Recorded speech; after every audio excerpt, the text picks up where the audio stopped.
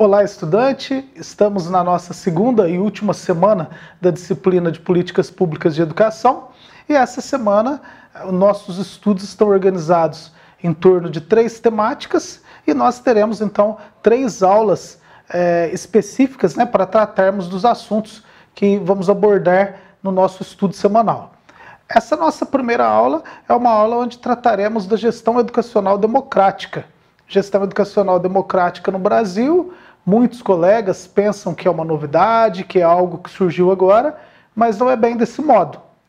Como temos discutido ao longo dos nossos estudos, ao longo dessas 6 semanas, estamos agora na 7ª semana do nosso curso, muita coisa, para não dizer 99% daquilo que existe em educação brasileira, tem a sua fundamentação na Constituição Federal de 1988.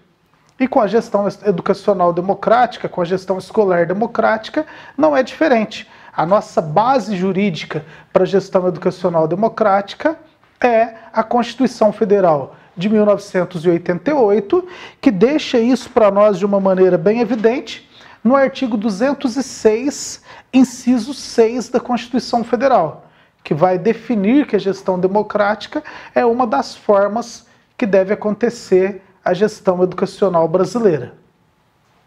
Na sequência disso, a LDB de 1996, que só para recordar é a nossa segunda LDB brasileira, ela define no seu artigo 14 também a necessidade da gestão educacional democrática. Então, gestão educacional democrática tem a sua fundamentação na Constituição Federal de 1988 e depois na LDB. A LDB, no seu artigo 14, ela vai definir que cada sistema de ensino tem autonomia, tem independência para organizar a sua gestão democrática da maneira que lhe convier, da maneira que for mais conveniente para aquele sistema de ensino.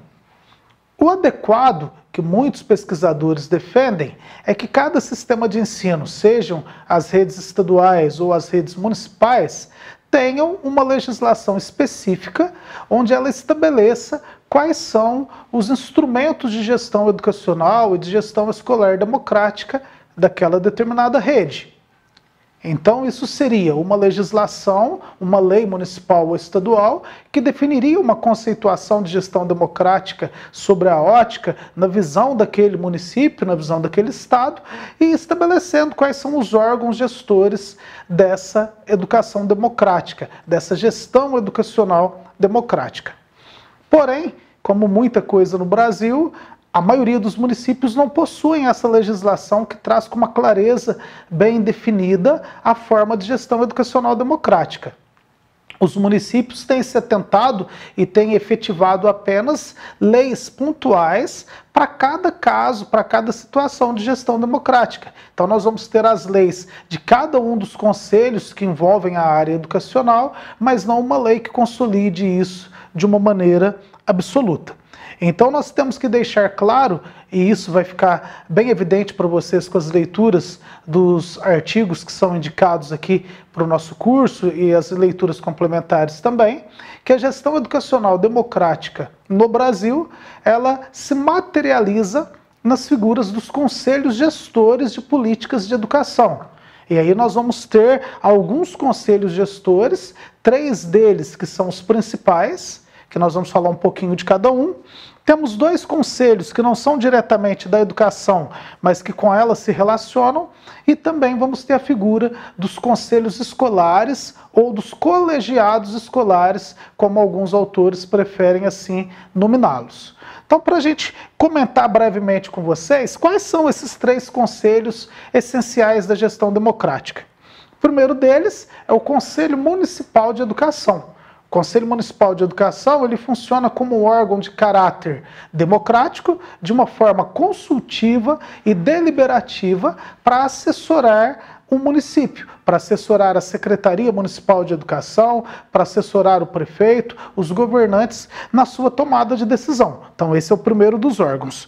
O segundo deles é o Conselho Municipal de Controle e Acompanhamento Social do Fundeb, que é o Fundo Nacional de Desenvolvimento e Manutenção da Educação Básica e dos profissionais do magistério.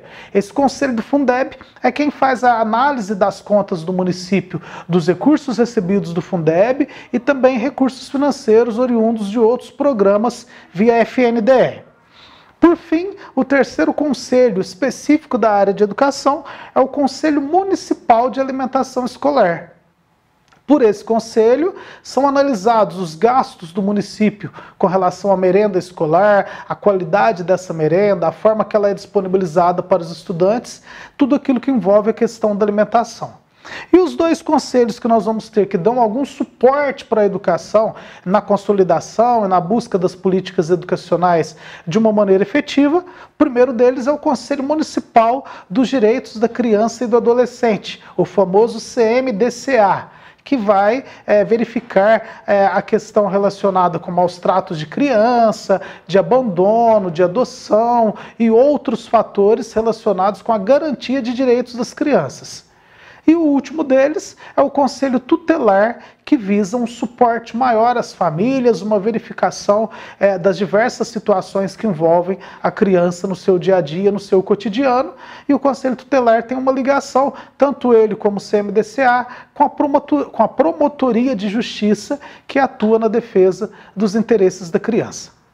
Então, com essa nossa breve explanação, fizemos aí uma introdução sobre essa gestão democrática, sobre o que ela é, como que ela se materializa, que é na figura desses três conselhos da educação e os dois que acabam dando o suporte, e você poderá aprofundar os seus estudos com a leitura dos materiais que nós indicamos aqui na plataforma Moodle do IF Sul de Minas.